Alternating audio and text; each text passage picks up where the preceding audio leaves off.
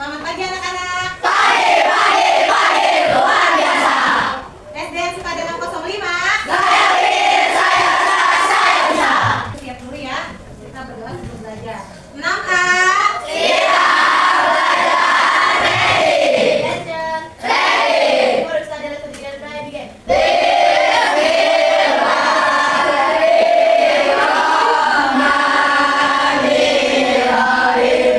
Good morning my student. How are you? I'm fine. Good morning my student. How are you? I'm fine. Good morning, my teacher. Good morning, my friends. Good morning, how are you? I'm fine. I'm good. I'm excellent. Alhamdulillah. Alhamdulillahirobbilalamin. Ya, anak-anak. Hari ini apa kabarnya? Sehat semua? Sehat. Orang tua di rumah sehat? Sehat. Ada yang tidak masuk hari ini? Masuk semua? Masuk. Satu, lengkap? Lengkap. Kelompok dua? Lengkap. Kelompok tiga? Lengkap. Kelompok empat? Lengkap. Kelompok lima? Lengkap. Alhamdulillah semuanya sehat ya, masuk semua ya. Untuk itu anak-anak, kalau kita sudah diberikan nikmat kesehatan, ya diberikan nikmat panjang umur ya, kita harus semangat belajarnya. Kenapa? Karena kalian adalah harapan orang tua kalian ya.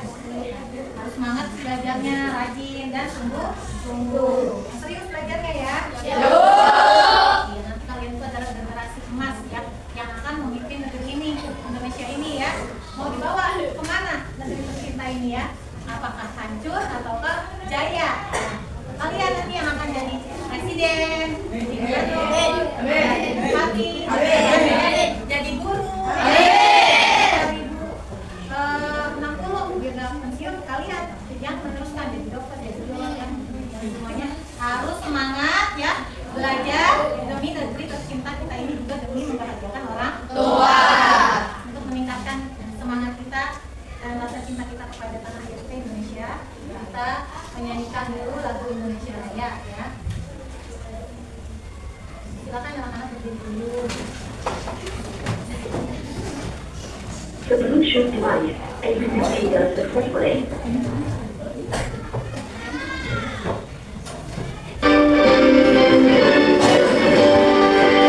Indonesia tanah airku, tak tertukar darahku. Di sana aku berdiri, jadikan ibuku. Indonesia kebangsaanku, hiduplah Indonesia.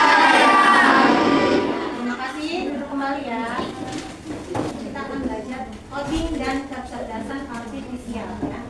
Coding itu pemrograman kecerdasan artifisial atau AI ya, yang kalian sering bermain ya dengannya. Pasti anak-anak di rumahnya suka main apa tuh? Main apa? HP. Jawabnya main apa? HP. Terus main? Laptop. Main apa gamenya?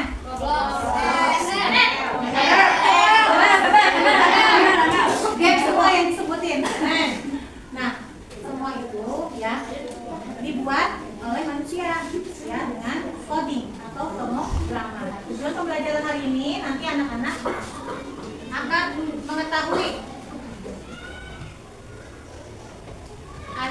mengetahui apa itu berpikir komputasional ya.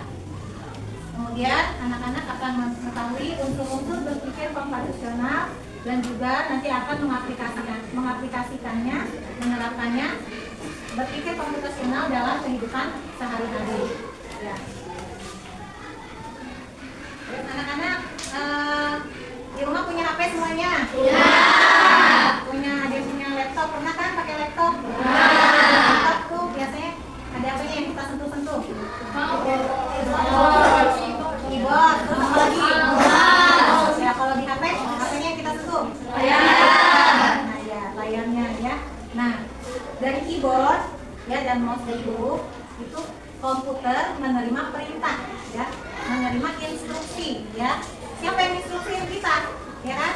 Dia menerima instruksi. Suruh apa? Suruh ngetik, suruh print. Suruh buka gambar gitu kan? Ya.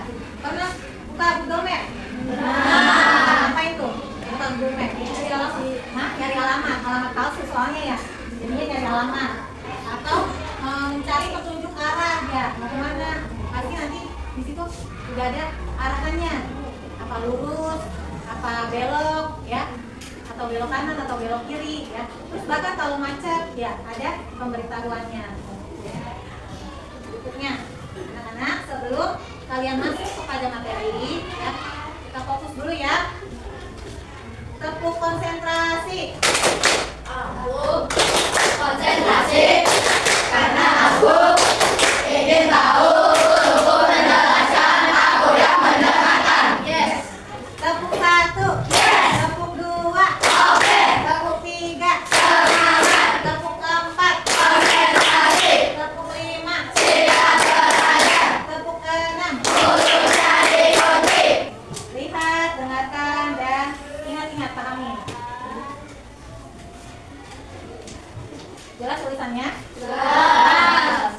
Tadi berpikir komputasional. Komputasional, ada yang tahu nggak komputasional itu apa? Dari kata-kata apa tuh komputasional?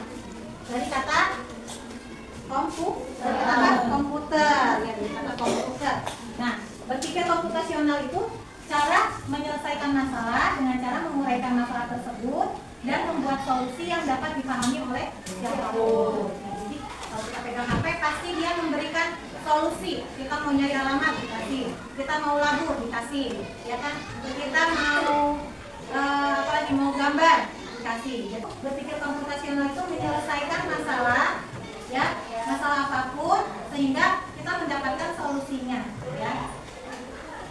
Kemudian, nah, berpikir komputasional juga adalah cara berpikir yang logis. Yang logis itu ada sebab akibatnya, ya. Kalau kalian bangun pagi sebelum jam 6, terlambat nggak sekolahnya? Kalau bangunnya siang? Nah, seperti itu logis, ada sebab akibat.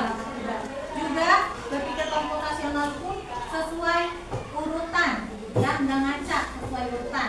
Contohnya, kalau mau buat teh misalkan ya, pertama siapkan air panas, masak air atau siapkan termosnya ada air panasnya, terus siapkan gelas, terus siapkan gula dan teh. Kemudian dimasukin air panas dulu, apa tehnya dulu atau gulanya dulu? Teh.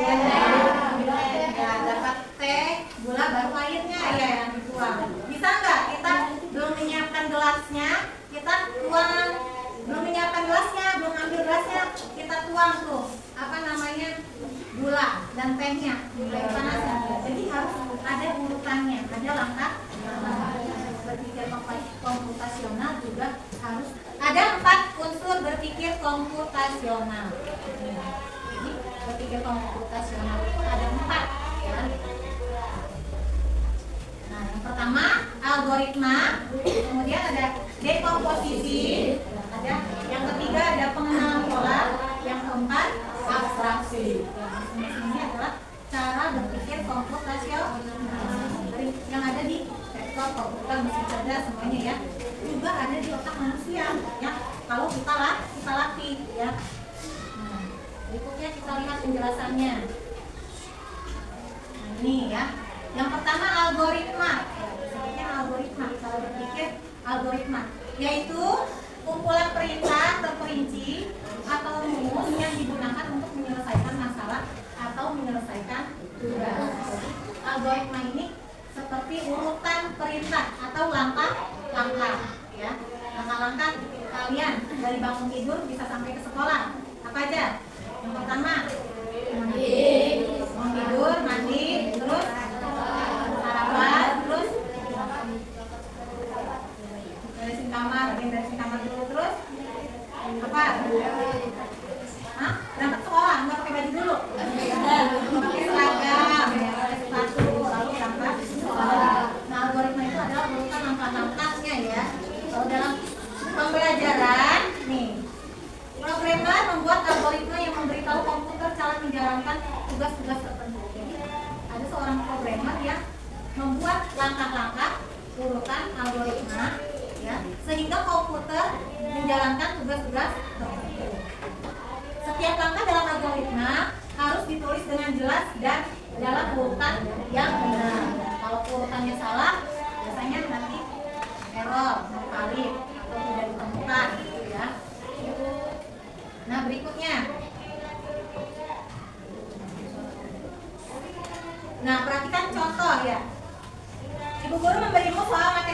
kalau dalam pelajaran tentang penjumlahan bilangan. 18 tambah 20. Bagaimana cara menyelesaikan persoalan matematika tersebut? Bagaimana? Pasti caranya berbeda-beda, tapi ada urutannya, ya. Nah, algoritma ataupun urutan langkah-langkah penjumlahan bilangan dapat disusun sebagai berikut. Biasanya disusun angka-angka secara kolom sesuai dengan nilai tempatnya.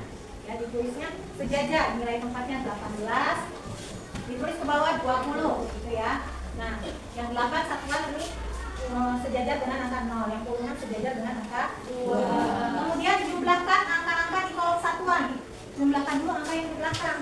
Ya, 8 tambah 0, 8. Kemudian jumlahkan angka-angka di kolom puluhan. 1 tambah 2, 3. Jangan kebalik, jumlahnya puluhan dulu, baru yang satuan. Nah, ya, urutannya ada jumlahkan yang di belakang. Yang angka satuan, baru yang angka puluhan. Maka akan diperoleh hasil penjumlahannya 38. Ini gambaran algoritma dalam menghitung penjumlahan bilangan. Nah, kalau dalam kehidupan sehari-hari, ini algoritma dalam memasak nasi. Magicom ya, udah modern. Kalau mak kamu di rumah pakai apa? Pakai dandang. Pakai dandang. Nah, ini algoritma dalam memasak. Jadi algoritma juga ada dalam kehidupan sehari-hari, ya. Yang pertama cuci beras. Nah, kemudian masukkan beras ke dalam rice cooker. Kemudian tuang air mendidih pada beras. Bisa nggak ditaruh dulu ke dalam rice cooker terus baru dicuci? Bisa ya. Ini harus ada urutannya. Nah, selanjutnya setelah ditutup, ya, dimasukkan tadi nasi, beras dan air. Kemudian tekan tombol cook ya pada rice cooker. Tunggu sampai matang. Terus udah ini nasi sudah matang. Bisa nggak? Nggak dipencet nih tombolnya, dihilangin satu. Nih yang ini nggak dipencet, langkahnya dihilangin satu. Nggak matang. Pernah masak nasi nggak matang, lupa mencerai. Iya, udah masak nasi yang masak nasi umatnya. Nah, ditunggu sampai matang. Ini juga udah masuk langkah urutan. Kalau nggak ditunggu, masih mentah, kamu udah buka kira-kira matang kan? Tunggu sampai dia matang. Algoritma atau urutan langkah-langkah penyelesaian masalah dalam sehari-hari. Kemudian ada yang kedua, ya tadi yang pertama komposisional, algoritma yang kedua dekomposisi. Dekomposisi adalah kegiatan memecah masalah besar menjadi bagian-bagian yang lebih kecil sehingga dapat diselesaikan satu demi satu. Dekomposisi itu kata lainnya menguraikan, ya, menjadi bagian-bagian yang kecil, menguraikan. Contohnya, kamu pagi-pagi datang ke sekolah, pas buka kelas, berantakan banget, mejanya nggak beraturan, sampahnya di mana-mana, tulis kotor, ya, terusnya buku di meja buku berantakan. Untuk menyelesaikan masalah itu, ya kita mau ruangannya bersih supaya kita nyaman belajar. Maka kita menguraikan menjadi bagian-bagian kecil terlebih dahulu. Jadi tugasnya dibagi-bagi. Ya. Nah, pertama, apa? Nyapu dulu atau beresin bangkunya dulu? Beresin bangkunya dulu, ya, supaya lebih nyaman. Atau bangkunya dikembali supaya lebih mudah menyapunya. Bangkunya diberesin dulu. Ya, terus setelah itu baru mejanya, buku-buku dirapikan dulu. Apa yang dulu? Dirapikan dulu meja-mejanya, ya. Kalau ada sampahnya dibuang, nanti biar sekalian bisa disapu. Setelah disapu lalu dipel. Bisa nggak masih banyak sampahnya? Belum disapu, dipel duluan. Bisa nggak bangkunya masih berantakan? Terus kita nyapu. Bisa nggak? Bisa tapi kan repot ya. Supaya lebih mudah, ini penyelesaian masalah yang agar lebih mudah dan lebih cepat, ya. Pikir komputasional itu membuat masalah menjadi selesai lebih cepat dan lebih mudah, ya, efisien dan efektif. Nah, dekomposisi tidak hanya diperlukan untuk membuat program. Dekomposisi juga diperlukan untuk menyelesaikan masalah kehidupan sehari-hari. Seperti tadi yang Ibu sampaikan contohnya. Kemudian, nah, ini ada tugas besar membersihkan kelas saja. Bagi tugas lebih kecil, ya, bersihin ruangan atau beresin, ya, bersihin papan tulis, ya, bagi lagi. Kemudian ini contoh dalam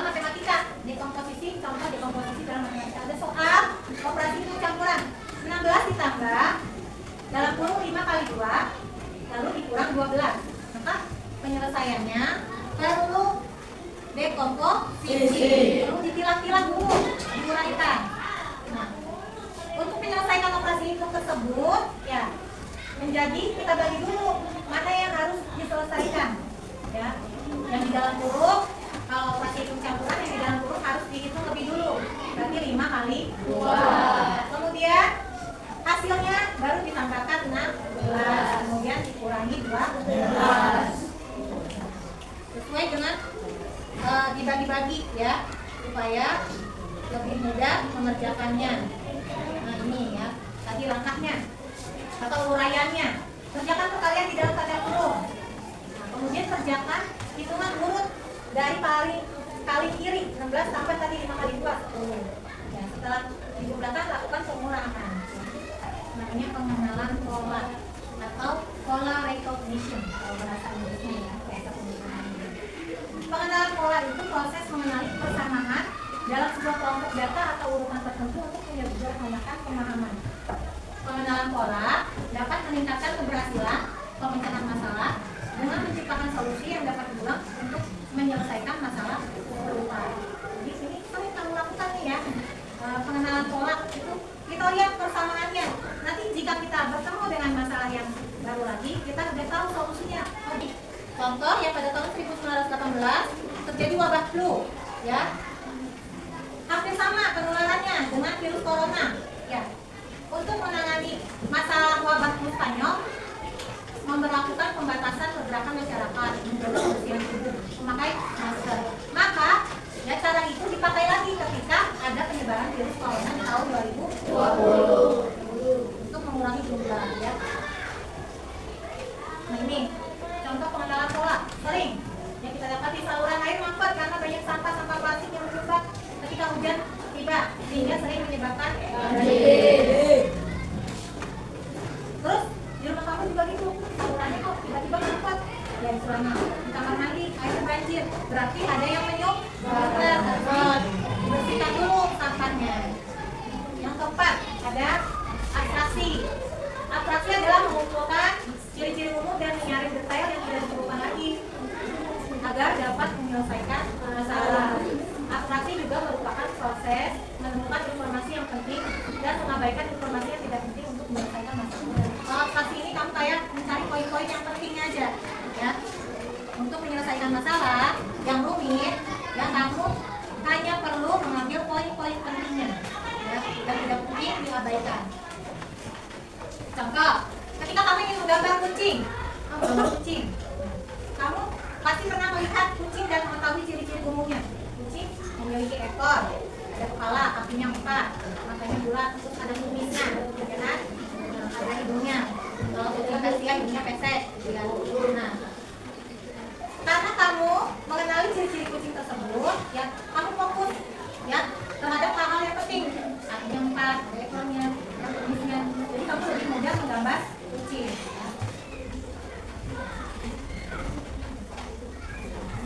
Ya, itu ya contohnya. Untuk membuat minuman hangat, alat dan bahan yang diperlukan apa?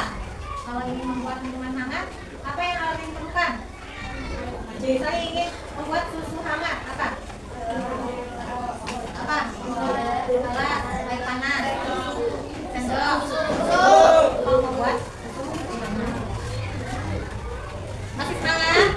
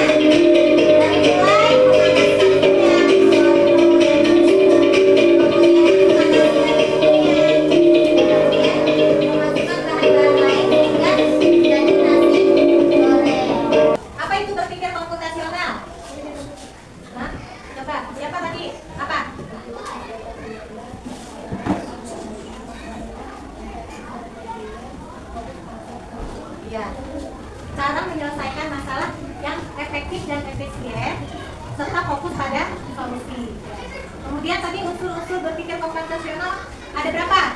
Apa itu? Jasmine dan Lili. Abstraksi ya. Iya. Dekomposisi, abstraksi, algoritma, dan pengenalan pola. Kemudian apa itu dekomposisi? Ya, menguraikan masalah menjadi bagian-bagian yang lebih kecil.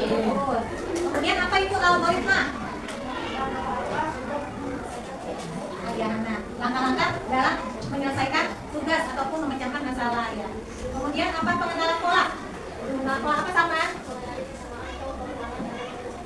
Ya, kita melihat persamaannya atau pengulangannya dalam menyelesaikan masalah. Kemudian apa itu abstraksi? Abstraksi, apa? Ya, memfokuskan masalah pada yang KPD-nya ya, Ibu baca. Ini kelompok 1, KPD 1. Ada robot bersih-bersih Andro. Ini terjemahan sama-sama.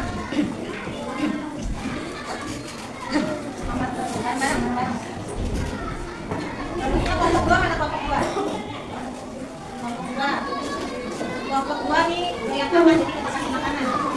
Ini si kopi robot.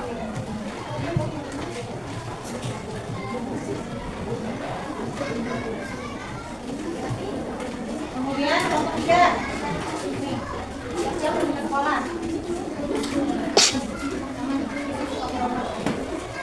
Selesaikan bersama-sama ya pembuatan alat tulisnya.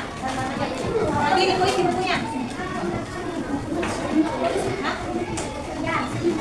Nah, lihat dulu ya. Lihat dulu KPD-nya. Ya.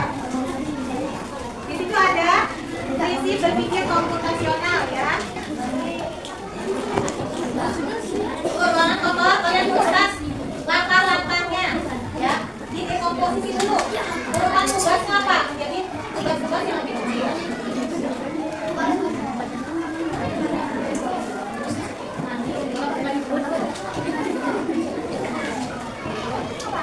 Ini yang kopi robot. Siapa yang kopi robot? Mau berapa? Ya. Robot Andro ini mencoba menjadi kopi ya, membuat roti isi atau sandwich. Bagaimana langkah-langkahnya ya dalam membuat roti sandwich? Ditulis juga di dalam tugasnya.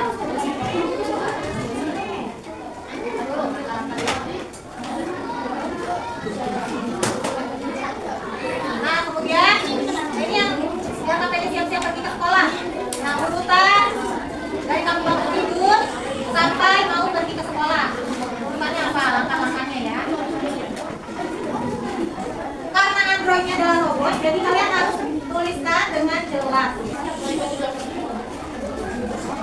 Bukunya semua ini.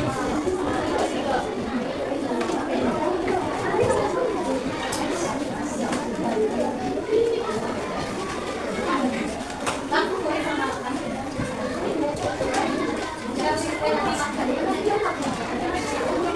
tulis, bukunya ya. Setelah ditulis, nanti kalian setelah ini nanti setelah ini kalian maju ke kelompok ya. Menyajikan hasilnya.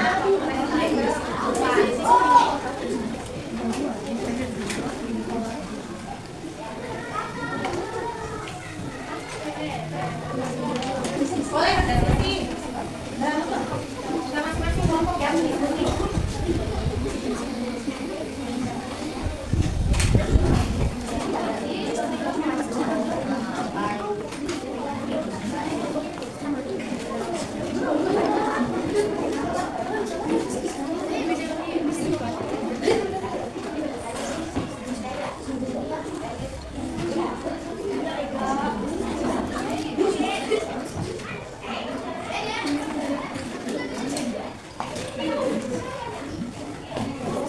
Jadi jelas ya. Kalian boleh mendekomposisi dulu ya, uraikan menjadi bagian-bagian kecil. Kemudian yang pasti, pilih yang penting, fokus pada yang penting. Kemudian pengenalan pola, urutan nama-namanya itu.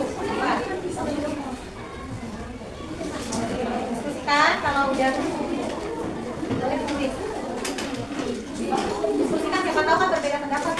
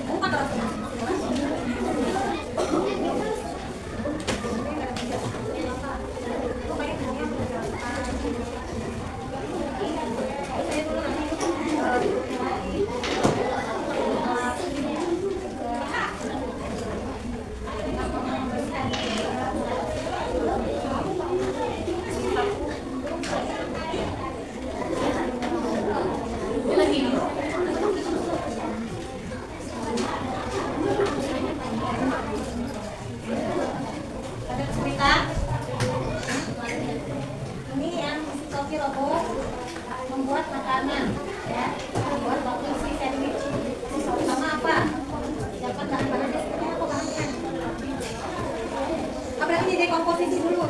Nanti sebutin alatnya apa, bahannya apa, bentuknya apa. Oke, langkah-langkahnya. Oke, ada kelas. Dia hanya bisa mengikuti perintah kecil seperti yang dia sama keluarga.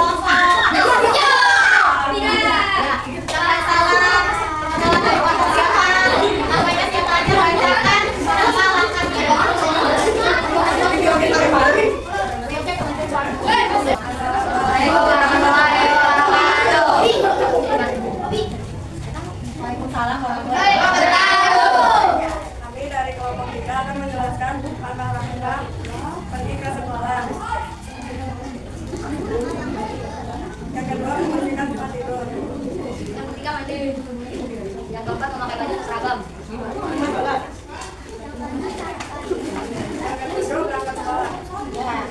Beri tepuk tangan buat kelompok. Kelompok 5. Kelompok 5, ya.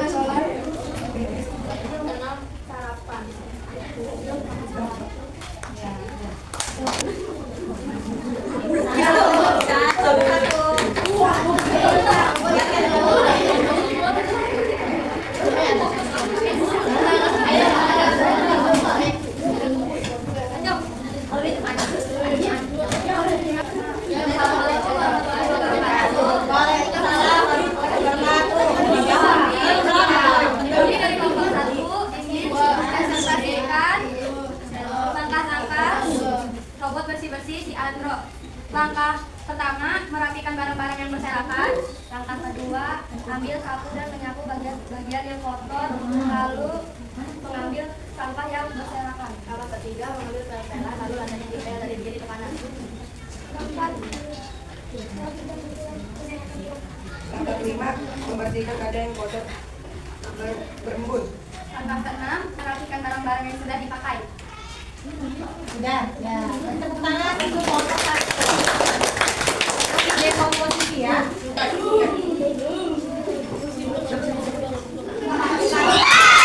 Saya ngomong sekali. Salah banget aja.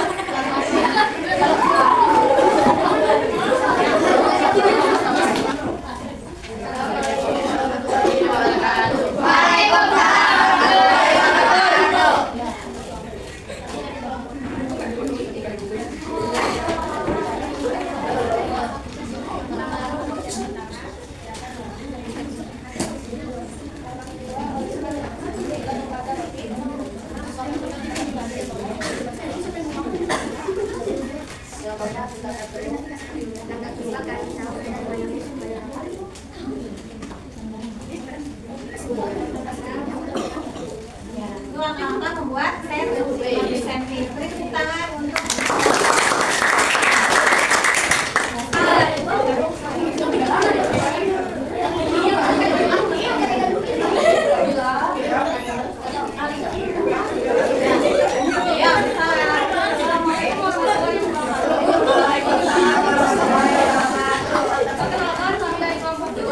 Menyelesaikan misi kopi robot yang ini semua cm. Langkah pertama, ambil roti. Langkah kedua, oles mentega. Langkah ketiga, tetapkan lada dan tomat. Langkah keempat, taruh dulu. Langkah kelima, kasih saus. Langkah keenam, tekan roti. ya, itu langkah-langkah juga membuat sandwich. Beri tepuk tangan kelompok. Ya, duduk kembali ya. Sebelum pulang, Ibu mau tanya dulu tadi bagaimana belajar tentang berpikir komposisional hari ini. Siapa yang mau memberikan pengalaman belajarnya? Ya, Aurel. Saya jadi bersemangat dalam belajar karena coding itu ternyata seru dan Ada lagi yang mau memberikan tanggapan atau sharing mengenai pengalaman belajar hari ini? Siapa? Ada? Bagaimana? Belajar coding itu senang nggak? Senang. Mudah, ya. Karena ya belajar coding itu ternyata mudah dan seru ya. Seperti kalian bermain smartphone ya, mudah dan membuat programnya juga mudah dan karena lebih semangat lagi belajarnya ya. Minggu depan kita akan belajar tentang kecerdasan buatan atau AI ya. Banyak sekali AI sekarang ada AI, ChatGPT dan lain sebagainya. Dan nanti kita akan mempelajari itu di pertemuan berikutnya. Untuk